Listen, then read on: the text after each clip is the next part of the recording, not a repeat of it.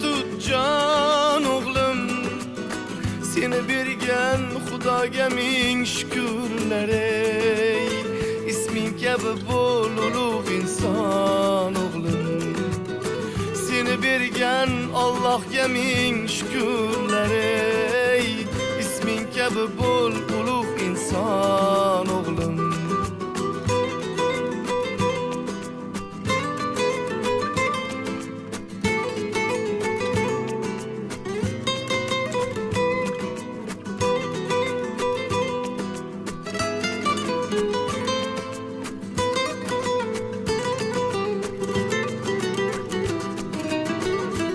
Zotlar ismida sen Davud bolam.